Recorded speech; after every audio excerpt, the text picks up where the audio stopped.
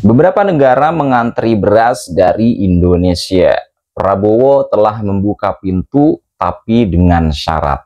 Ini dia syaratnya. Simak dulu sampai selesai.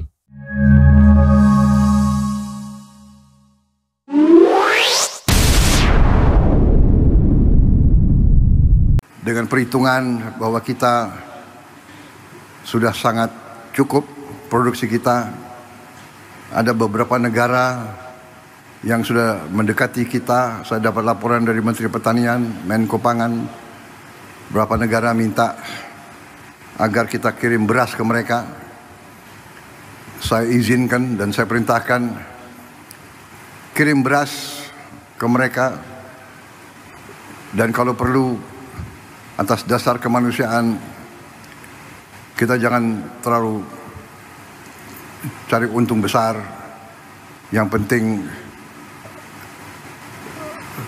ongkos produksi plus angkutan plus administrasi kembali. Kita buktikan bangsa Indonesia sekarang menjadi bangsa, bukan bangsa yang minta-minta. Ini lagi sama pimpinan Bulog nih di Jawa Barat. Ya. Ini hari ini tugasnya ngapain nih, Mas Wamen? Saya lagi cek, khususnya kan Jawa Barat kan sentra beras ya. Jadi produsen beras yang nomor 2 paling gede kan Jawa Barat. Betul. Jadi kita mau cek kesiapan. Nah ini kan Pak Pinwil nih, jadi pimpinan wilayah Jawa Barat, kita cek gudang siap apa enggak. Kan sekarang gudang Bulog penuh semua. Wah, ini mah kayaknya udah luber gitu ya. Ini gudang yang dimiliki Bulog udah penuh semua. Kemudian pimpinan wilayah, pimpinan cabang Bulog sudah sewa gudang. Ada juga yang pada pinjam pakai namanya filial. Jadi digiling di Misrak, udah disimpan, udah penuh semua. Jadi saya ngecek kesiapan dari Bulog di Jawa Barat tuh. Karena kan panenannya belum selesai Pak Pinwil ya kan. Jadi karena belum selesai kita ngecek. Betul. Dan lumayan. Iya. Kalau saya lihat tadi truk-truk sudah pada berderes ya. Kayaknya antriannya juga cukup panjang buat masukin gabah ke sini ya. Dan ini Mbak, dulu Bulog itu belinya beras. Tapi sekarang kan kita memang lebih banyak ke gabah. Langsung dari petani? Dari petani. Kenapa? Karena dengan begitu maka Bulog sebagai instrumen negara ketemu sama rakyatnya gitu. Ya, ini kan cukup berhasil ya. Masdar juga saya sampaikan ya. Ini kan akrabnya dipanggil Masdar nih kalau di kantor, di kalangannya. Mungkin boleh sambil jalan kita, Masdar. Ini aja jalan-jalan sekalian. Ini kan Jawa Barat itu kan bisa dikatakan memang penyumbang terbesar ya. Nomor 2, nomor 1 Jawa Timur. Oh, Jawa Timur. Ini salah satu penyumbang terbesar. Kalau nggak salah jumlah serapan ini lebih dari 350.000 ton. Betul. Nah, ini sebagai ketua Dewan Pengawas Bulog. Ketua pengawas ya. Bagaimana langkah yang dilakukan hingga ini semua tercapai? Kalau sejauh ini begini, ini kan masalah ini aja. Kemarin itu kan Bulog belinya beras. Ya. Nah, intinya kalau menurut saya nih ya, ini jawaban singkatnya adalah Presiden udah kasih tita jelas, Pak Menteri udah kasih tita jelas, diterjemahkan oleh Bulog, dirut, perintah ke lapangan jelas. Nah sehingga anak-anak atau pasukan kita, Bulog kita ini dalam nyerap gabah, itu ngerti apa yang harus mereka lakukan.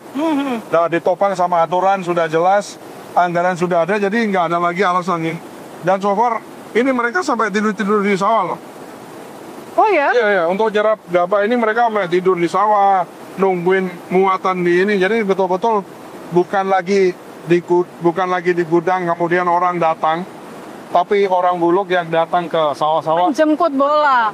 Iya. Kita ada rice milling seperti ini di Bulog, kita ada 10 unit. Oh. 10 unit.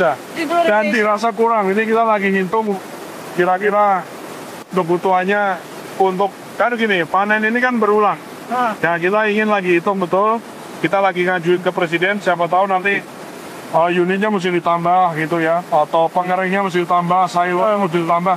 Karena kita ingin betul-betul memastikan bahwa panenannya banyak dan panenan itu diserap dengan baik gitu loh. Iya, karena memang potensinya kita itu cukup besar ya.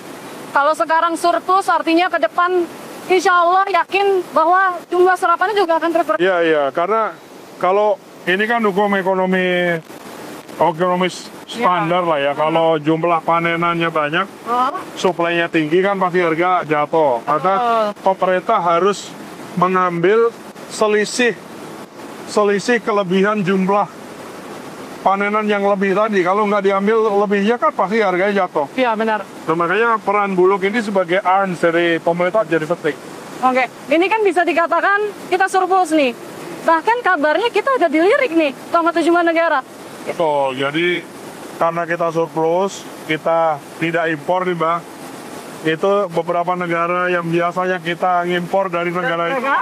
Ya, ada komplainan lah gitu. Biasanya kan langganan kita selalu impor nih. Tapi keran impor kita tutup nih. Kita tutup. Kita betul-betul nggak. Nanti Mbak bisa cek harga beras dunia itu turun drastis. Ya. Karena pelanggan terbesarnya nggak impor lagi. Jadi segitunya gitu. Nah, ini apa nih Pak? Ini namanya pecah kulit. Oh.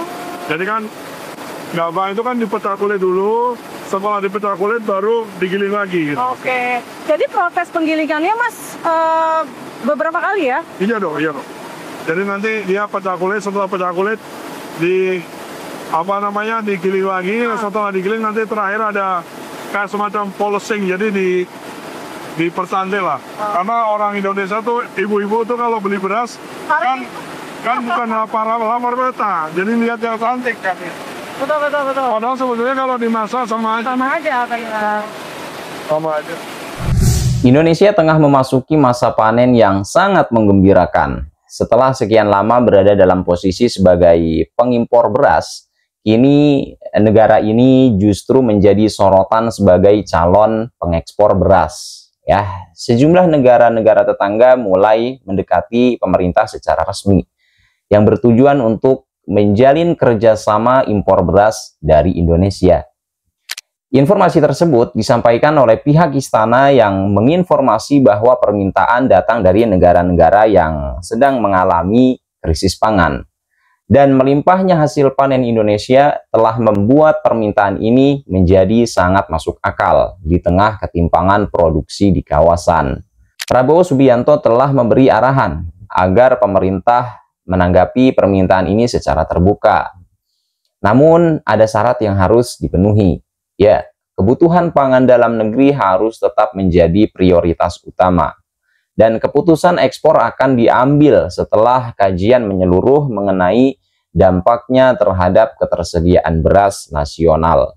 Permintaan ekspor ini dipandang sebagai sinyal positif atas pencapaian sektor pertanian nasional, ya, dan keberhasilan menjaga produksi dalam negeri hingga mampu menarik perhatian negara lain menjadi catatan penting yang menunjukkan peningkatan kemandirian pangan Indonesia. Dengan perkembangan ini, Indonesia tak hanya menunjukkan ketahanan pangan yang kuat, tetapi juga membuka peluang baru dalam diplomasi ekonomi regional. Oke teman-teman, sampai di sini informasi yang dapat saya sampaikan. Kurang lebihnya mohon maaf. Selamat beraktivitas kembali dan see you next video.